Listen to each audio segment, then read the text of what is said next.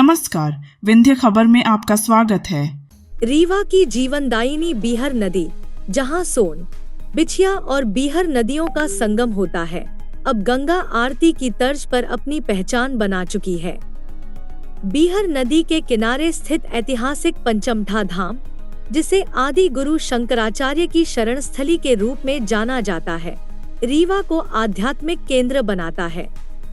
बीहर नदी की आरती की परंपरा शुरू हुए 1 साल पूरे होने पर उप मुख्यमंत्री राजेंद्र शुक्ल ने इस आयोजन को सनातन संस्कृति की पहचान बताया।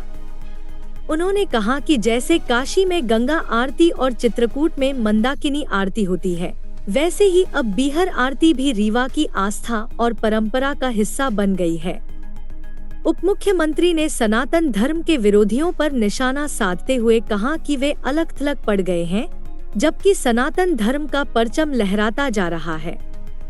बीहर आरती ने न केवल धार्मिक महत्व बढ़ाया है, बल्कि रीवा को आध्यात्मिक और सांस्कृतिक रूप से नई पहचान दी है।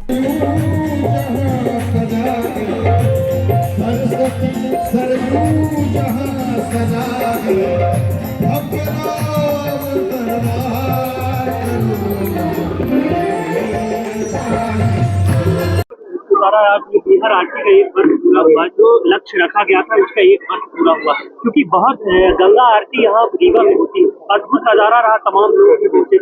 क्या अनुभूति है और लोगों का किस तरह का? देखिए,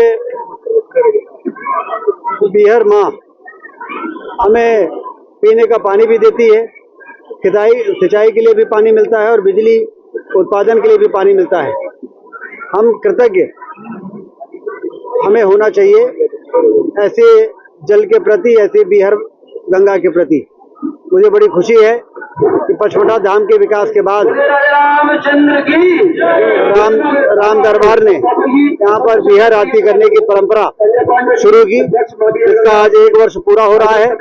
और संयोग से हिंदी तिथि के हिसाब से अयोध्या में भगवान राम के मंदिर के निर्माण का भी, प्राण प्रतिष्ठा का भी 1 वर्ष पूरा हो रहा है। तो दोनों वर्षगांठ आज संयोग से यहाँ पर संयोग बना है, जिस पर भव्य दृश्य देखने को मिल रहा है। कितनी आस्था है लोगों के अंदर जो उमड़ के और यहाँ पंचमढ़ा धाम में हम सबको देखने को मिल रही है। यही हमारी संस्कृति है, धर्म और अध्यात्म, यही हमारी ताकत है जो दुनिया में भारत को अन्य देशों से ऊपर करता है। तो इस धर्म और अध्यात्म के वातावरण को जितना मजबूती मिलेगी, उतना ही हमारा देश मजबूत हो। सनातन की बात की, सनातन को घेरने को लेकर भी कई बार सवाल उठते, कई ऐसे लोग हैं जो सनातन को घेरते हुए नजर आए। सनातन की रक्षा वो सब अलग थलग पड़ रहे हैं। देश चल पड़ा है सनातन की ओर और एकजुट हो रहा है, धार्मिक हो रहा है हमारा देश। और जिस दिन ये देश पूरी तरह से धार्मिक हो जाएगा, उस दिन तमाम तरह की विकृतियां समाप्त होंगी और आने वाली पीढ़ी जो विकास हो रहा है वो आने वाली पीढ़ी के लिए वरदान बनेगा। अब ये इतनी लंबी चौड़ी टीम हो गई कि किसका नाम ले और किसका नाम छोड़े। मुझे तो आश्चर्य होता है इनकी संख्या को देख के, इनके कार्यक्रम को देख के। यहाँ पर ये जो धार्मिक, ये तो एक तरीके से सतयुग की वापसी जैसा वातावरण है। ये सतयुग की वापसी का वातावरण ही कलयुग की विकृतियों और कुरीतियों को समाप्त करेगा। और इसलिए आज के कार्यक्रम का आयोजन के लिए जितनी भी प्रशंसा की जाए वो कम है। अब हम लोग माँ बीहर की आरती करें।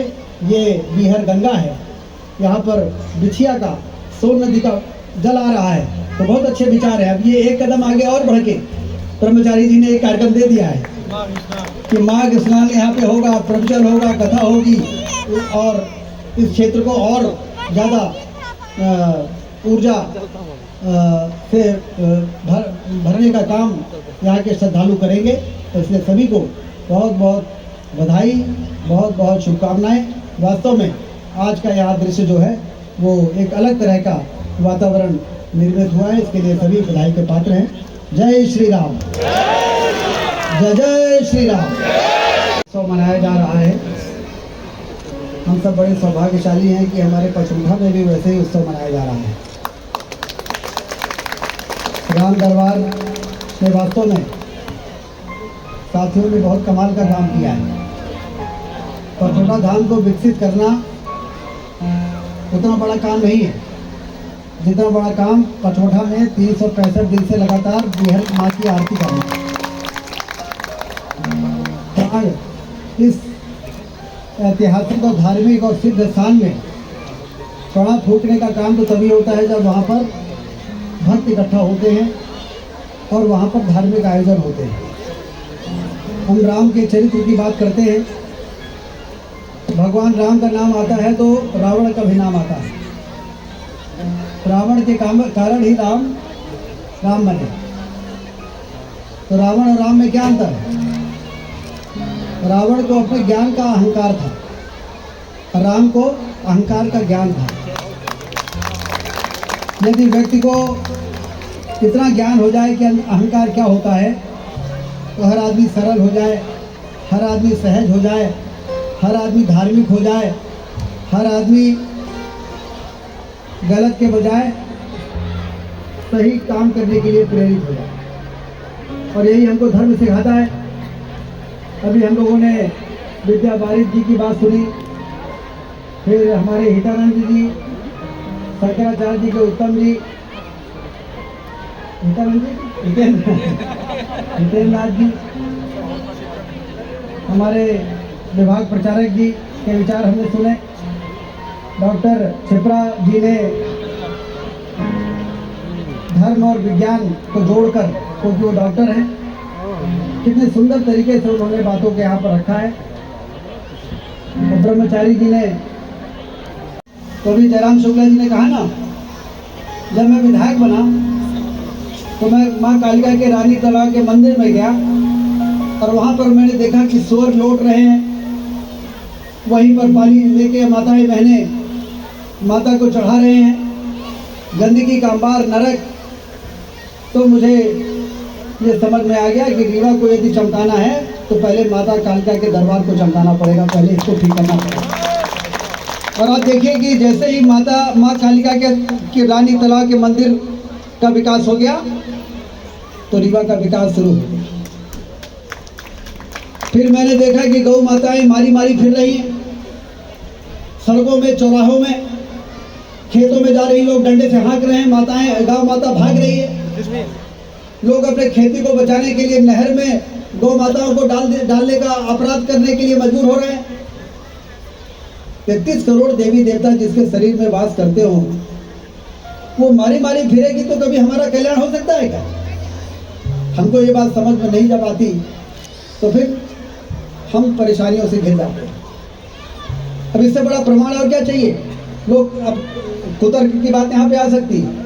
33 करोड़ देवी देवता गौ माता के शरीर में वास करते हैं, इसका क्या प्रमाण है? तो इसका प्रमाण यह है कि इस धरती में कोई ऐसा जीव नहीं है, प्राणी नहीं है जिसके मल और मूत्र को देख के लोग दूर न भागते हैं।